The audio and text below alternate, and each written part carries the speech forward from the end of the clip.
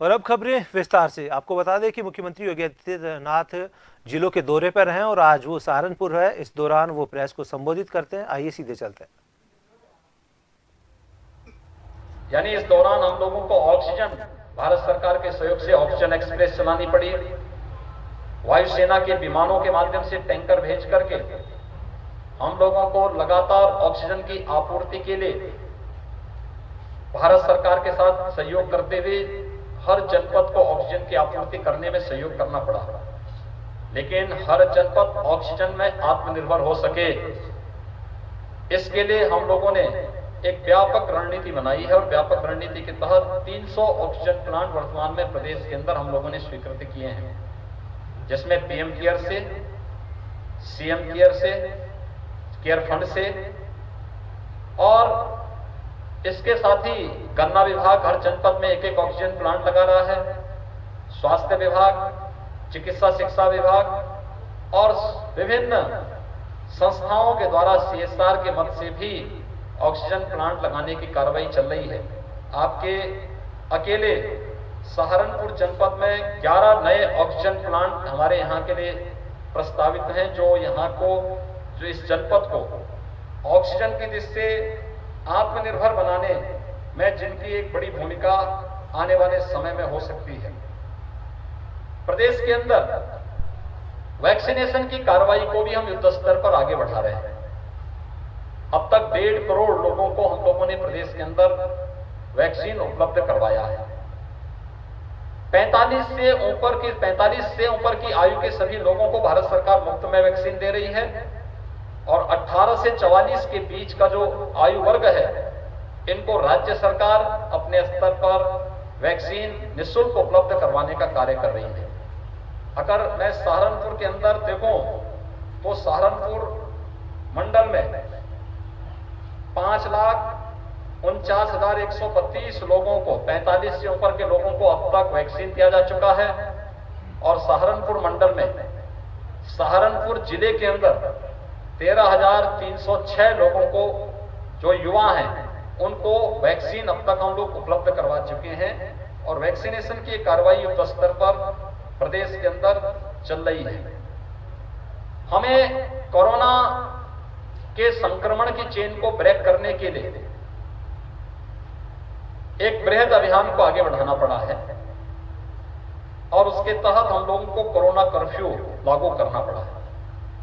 ये corona curfew ये lockdown नहीं है, ये कोरोना कर्फ्यू है जिसमें हमने आवश्यक सेवाएं जारी रखी हैं। इमरजेंसी सेवाएं पहले से चल रही हैं, सब्जी मंडी चल रही है, गेहूं क्रय केंद्र चल रहे हैं, फल मंडी चल रही है, उद्योग हमारे सभी संचालित हैं, चीनी मिलें हमारी, जहां गन्ना है वहां पर चीनी मिलें संचालित हो रही हैं।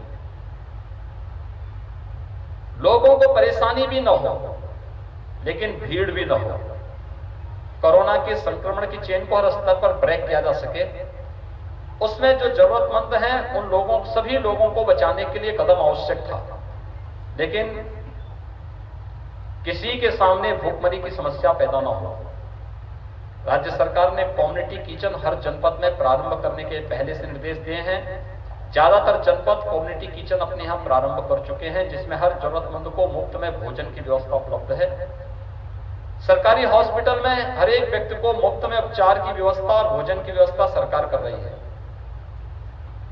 लेकिन साथ साथ जो दैनिक काम करने वाले मजदूर हैं, स्ट्रीट वेंडर हैं, नाई है, नाविक है, मोची है, धोबी है, अपना डेली का काम करने वाले जो लोग हैं, इन लोगों की आजीविका प्रभावित हुई है। इसलिए सरकार ने प्रदेश के अंदर जून, जुलाई, अगस्त 3 महीने तक निःशुल्क खाद्यान्न इन सभी लोगों को, प्रदेश के अंदर 15 करोड़ लोगों को निःशुल्क खाद्यान्न उपलब्ध कराने को अपनी स्वीकृति दी है।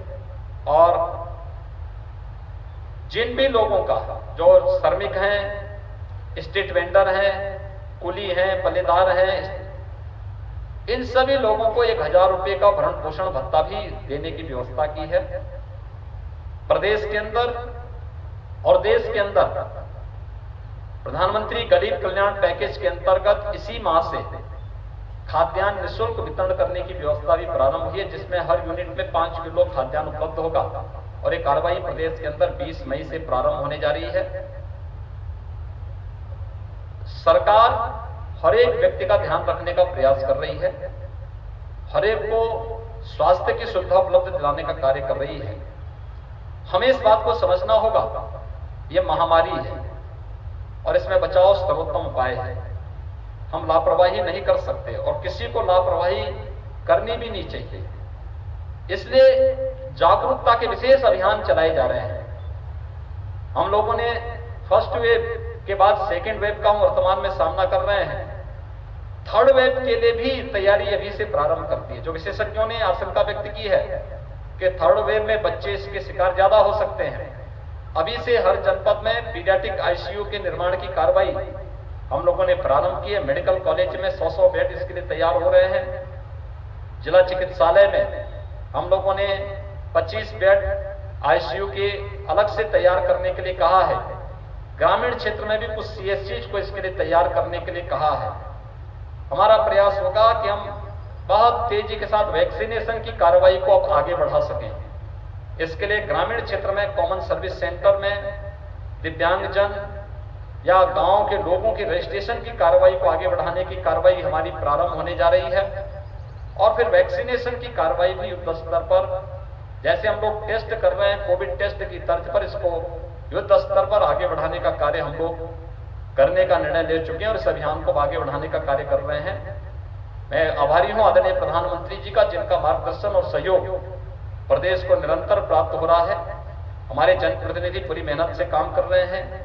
हमारी पूरी प्रशासनिक टीम युद्ध स्तर पर लगी है।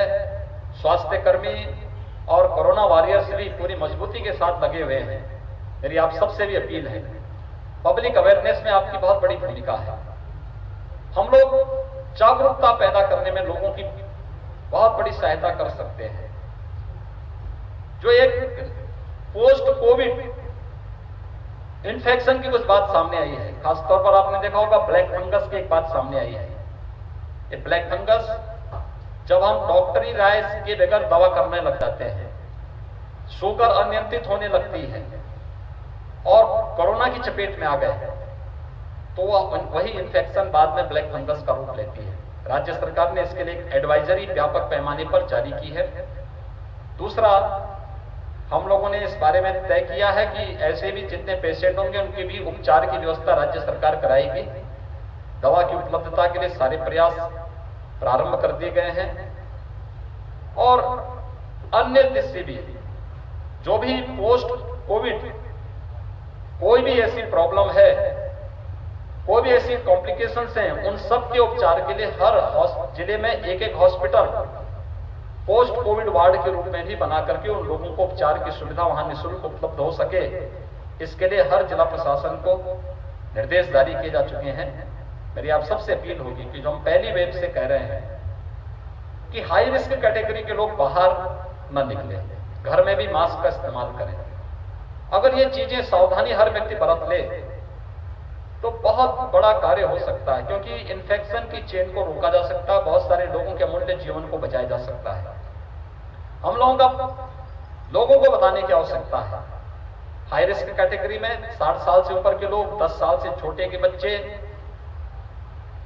कमजोर इम्यूनिटी के लोग, गर्भवती महिलाएं या एक से अधिक बीमारियों से ग्रसित कोई भी व्यक्ति, ये लोग घर से बाहर निकलने में परहेज करें। शेष अन्य लोगों को घर के बाहर निकलना और जब आवश्यक हो तभी निकलें, लेकिन मास्क जरूर पहनें, 2 गज की दूरी का पालन भी करें। ये उनके स्वयं के बचाव के लिए आवश्यक है। अगर इन चीजों का हम व्यापक प्रचार प्रसार करके हर व्यक्ति को मास्क लगाने के लिए उन्हें बाध्य कर सकें, जागरूक कर सकें और 2 गज की दूरी का पालन करने के लिए भी उन्हें जागरूक कर सकेंगे, तो बहुत बड़ा कार्य हो सकता है। कोविड के संक्रमण की चेन को हर एक स्तर पर रोकने में मदद मिल सकती है। सरकार का जो अभियान है वह तेजी के साथ आगे बढ़ रहा है, सफलतापूर्वक आगे बढ़ रहा है। आज उसी का परिणाम है कि पॉजिटिविटी लगातार गिर रही है और रिकवरी रेट हमारा तेजी के साथ आगे बढ़ रहा है। हमारा विश्वास है हम सभी के सहयोग से बहुत शीघ्र सेकेंड वेव पर भी विजय प्राप्त करेंगे। कोरोना हारेगा, देश जीतेगा, इस विश्वास के साथ आप सभी लोग कार्य करेंगे। बहुत बहुत धन्यवाद।